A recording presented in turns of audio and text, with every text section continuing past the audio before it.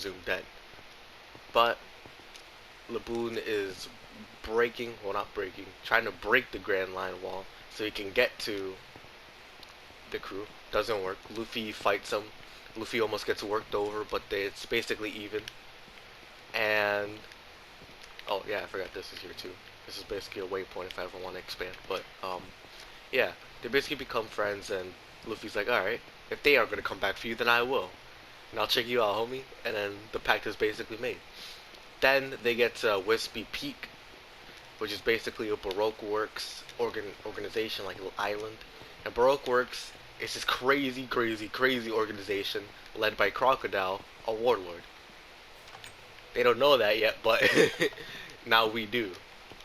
And there's a bunch of members from Baroque Works there, and we meet somebody there, Vivi. Vivi is important, really important, because she's basically like almost a crew member, but not really. And her, I forgot his name. Let me, Igaram. There you go. Her, I guess retainer. I guess retainer. Igaram is there with her, and the Baroque Works member is like, no, like, all right, yeah, these guys, they're double crossing agents. They're not here to help Baroque Works. They're with Alabasta. So all right, let's kill them. And so while the crew is there, they see all of this go down because they don't know what's happening. They're just in the middle of it. They got caught in the schmicks. And Zoro, being the attentive vice captain that he is, starts fighting them. And then Luffy wakes up all drunk and tired. He starts fighting Zoro. That gets resolved with Nami bonking him on the head. And Igaram is basically presumed dead because one of the Baroque's members who throws boogers at people beats him up. He blows him up because his boogers are explosive for some reason. And Igaram's like, please, take care of Princess Vivi. Take it to Alabasta. Everything will be explained once you get there. And that's basically the start of it. How everything goes down. And how Vivi basically joins the crew for the time being. To have them take her to Alabasta. And that's Wispy Peak in a nutshell.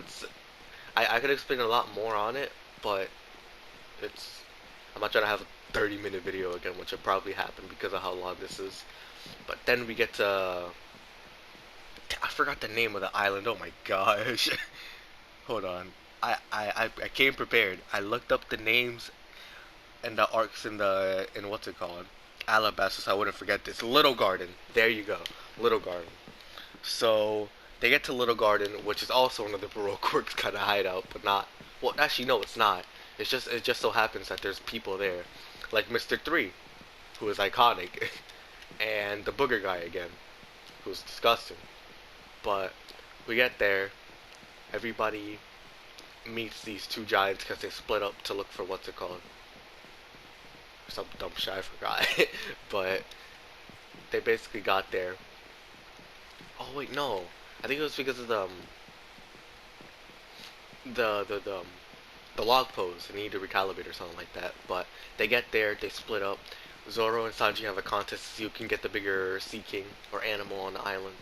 And Usopp meets a giant.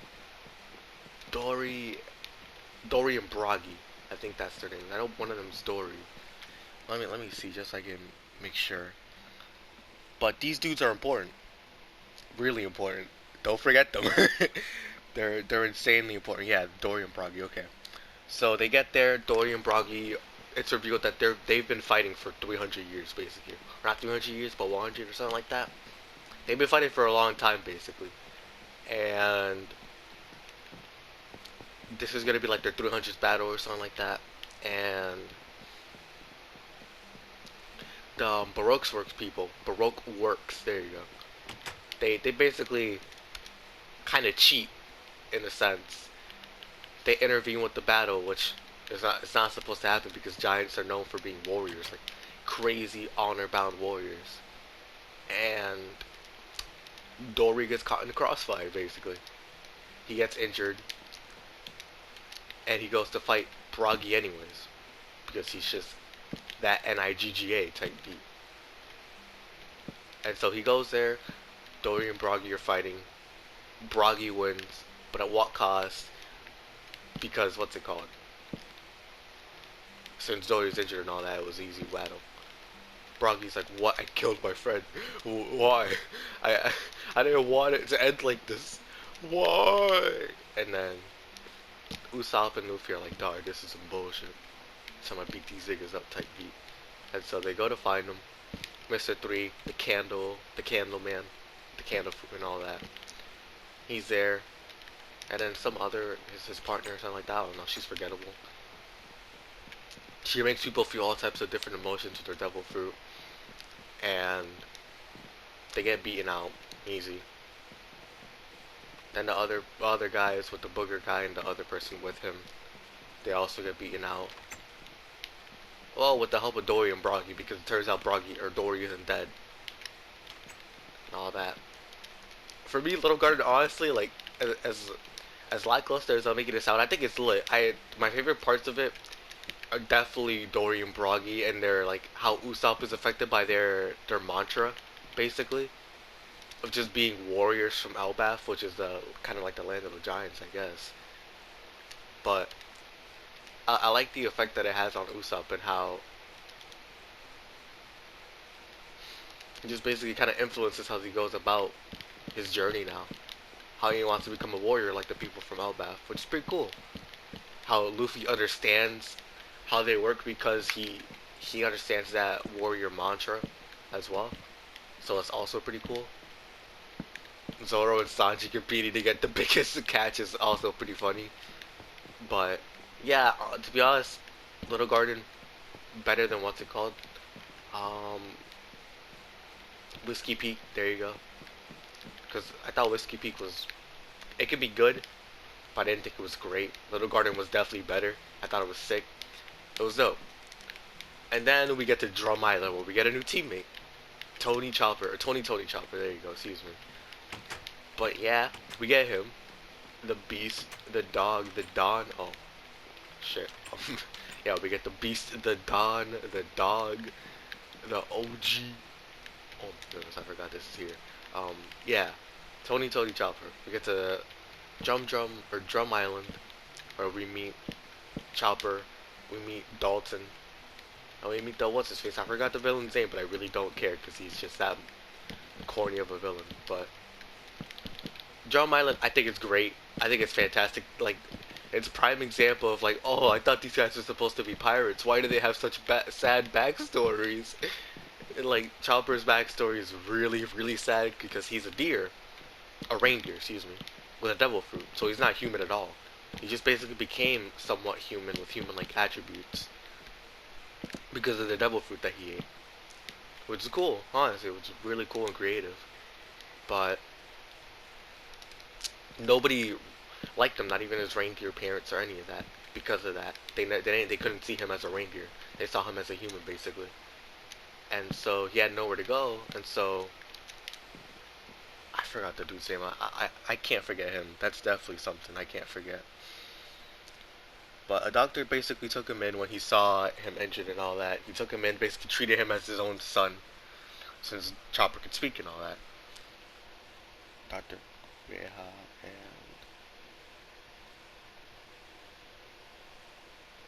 oh my gosh, yo, where are you? Where are you? Where are you? Yo, where are you? What?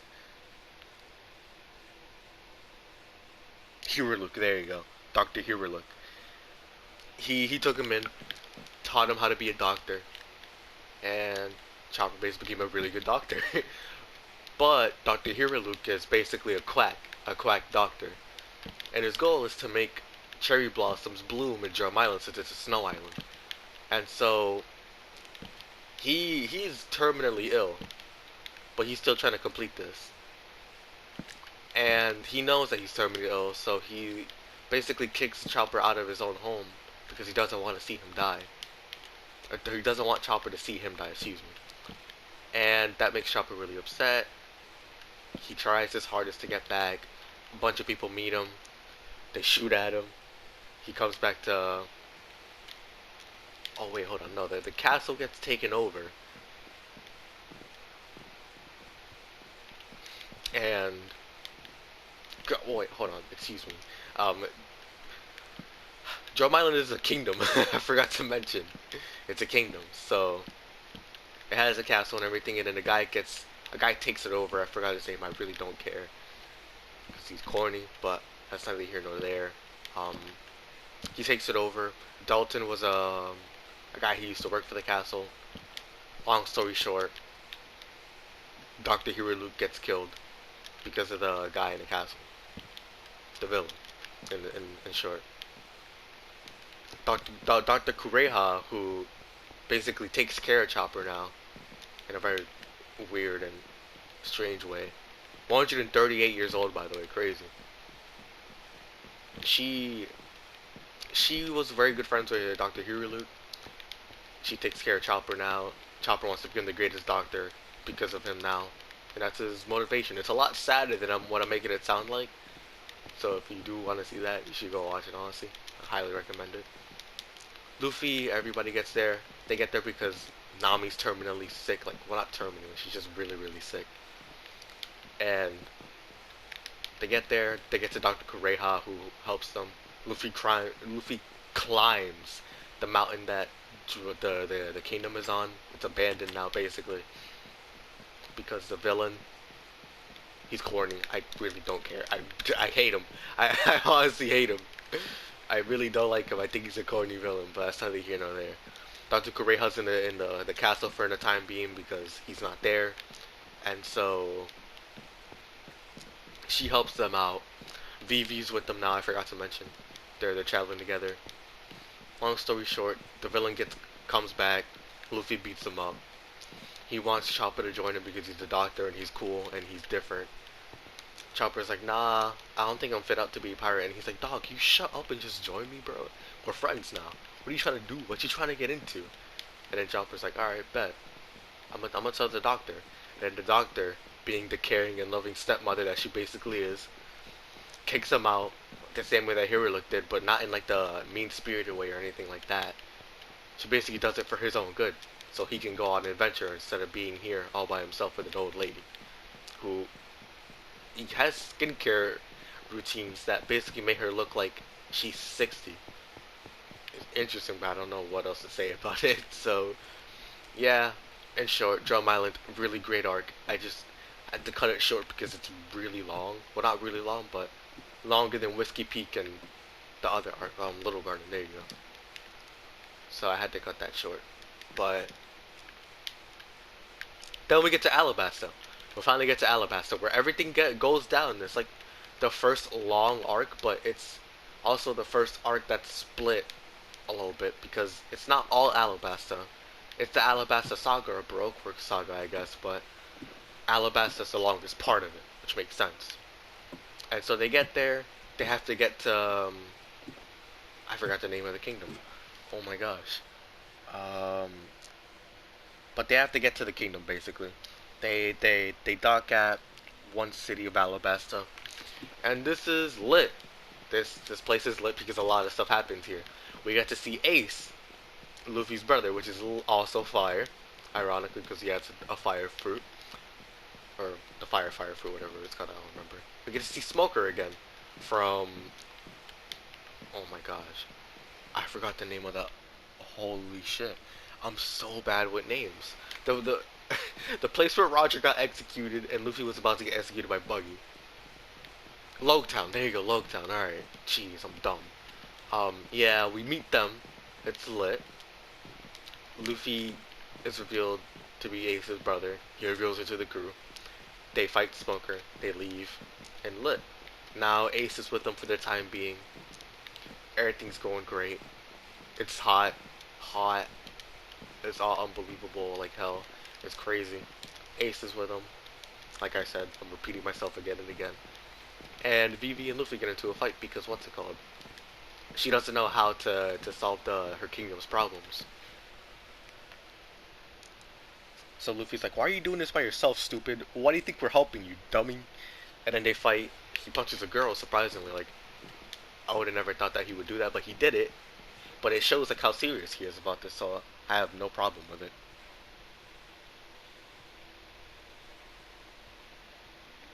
And Jeez, excuse me. I'm just trying to find the name of the city. Whatever. I'm just gonna call it Alabasta Kingdom. They basically, in short, they get to Alabasta Kingdom. Ace leaves midway through because he's a part of Whitebeard Pirates, which is a really, really, really, really, really important crew that you would do. It would be great for you to remember if anybody's watching. But it's really important to remember them. He leaves. He's like, please, everybody, take care of my little brother. I know he could be a handful, but thank you anyways. And that's also important to remember, but not until like about 11 years later in real time. So if you don't remember, that's fine. But in short, they get to Alabasta Kingdom without. But before they get to Alabasta Kingdom, basically, Crocodile, the leader of Baroque Works, who I mentioned before, has a run-in with Luffy. Luffy loses completely. This is the first time we ever see Luffy lose, especially considering what he did to Arlong and everybody else that we met. So seeing him lose for the first time is crazy because Crocodile is a Sandman. He has a Sand Fruit, and so he gets completely beaten out because I think he's a Logia type. Yeah, Paramecia Logia Zone. Alright, yeah, he's a Logia type. And Luffy's a Paramecia type. So it doesn't really work in his favor until something comes up later on in the series that helps him with that. So he loses and Miss All Sunday is there, aka Robin. Crocodile leaves, Miss All Sunday helps him out, or helps Luffy out in secret. And Luffy basically tells him, alright, leave. Go to the kingdom, don't worry about me, I'm fine. He loses, so he's not fine, but in short, they get to the kingdom. Koza, the leader of the rebels, is there. King Nefertari is also there. Vivi is a princess in the kingdom. Nefertari Vivi, forgot to mention. Which is why she has a retainer in Igaram. Igaram is still alive, he shows up later on. But basically, they get there. The rebels versus the kingdom is escalated beyond belief. Like, it's to the point where Crocodile's basically instigating the rebel rebellion. He's seen as a hero in Alabasta. I wonder why. But he basically gets there, instigates it. His goal is basically to make Alabasta a military continent. That's his goal because that's just what he wants to do. He wants to be a military power and be powerful. He values power. Who needs friendship when you have an organization and power, you know? All that corny stuff. But he gets there, instigates it, and now there's a rebellion happening. Koza is one of Vivi's old friends. And now he's a rebel leader. He's basically leading the charge into the Alabasta Kingdom, like trying to siege it. And oh wait, I forgot that dude's name. Bon Clay, there you go. He's also a Baroque's member. He's really important. I'm not gonna mention him a lot here though. Remember him for later. That's all I had to say. He's lit. But yeah. Basically, in short, Vivi can't stop the rebellion from happening. It's all out war in the city. Everybody's fighting, Vivi's crying, please stop, blah blah blah blah blah. And everybody else is fighting.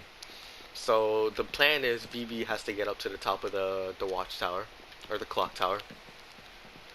And everybody else is fighting everybody else. Zoro has to fight. Let me see, I have the characters' names here for a reason. Um, Zoro has to fight a guy with steel powers. I'm not looking for them. I'm looking for them. I'm looking for him. Where are you? Where are you? That's Bones. A corny name, whatever. He has to fight him. Sanji has to fight Bon Clay. There you go. Nami has to fight Miss Doublefinger, who is the booger guy's associate. Chopper and Usopp had to fight Miss Merry Christmas and Mr. Four, which aren't important. You don't have to worry about them. In short, Usopp and Chopper win. Zoro wins by the skin of his teeth, but at the same time, it foreshadows something I'll be shown later on. Nami wins somehow. I honestly don't know how. But Sanji also wins against Bon Clay. Honestly, Bon Clay and Sanji's fight, along with Zoro and Bones' fight, probably my favorite parts of that. But yeah, later on, they basically go to help Vivi because they find out, oh shit, there's um there's a bomb in here. There's a bomb in the clock tower. I skipped over a lot of stuff like the Mr. Prince stuff, but I guess it's better to just have people watch it themselves, if anything. Why? I somehow always end up going over the arc instead of just talking about my opinions on it. And I might as well finish it again, but this is stupid. Oh my gosh.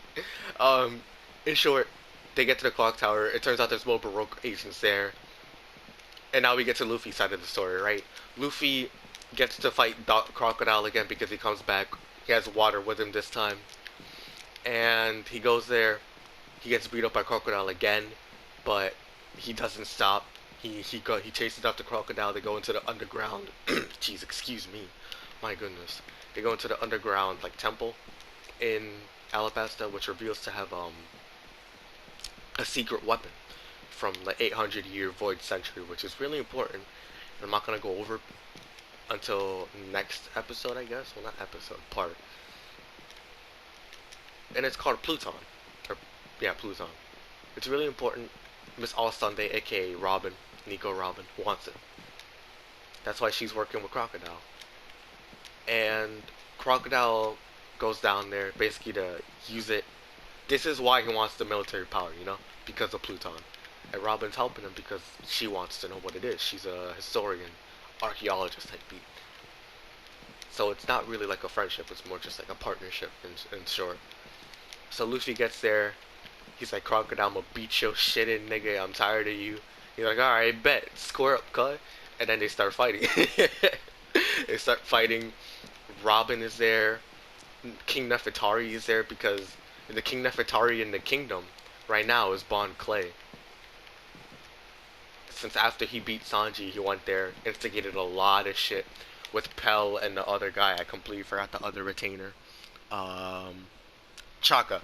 Pell is way cooler than Chaka, by the way. I just want to state that as pure fact. Pell is a beast. He's dope. He's sick. And he'll come in later.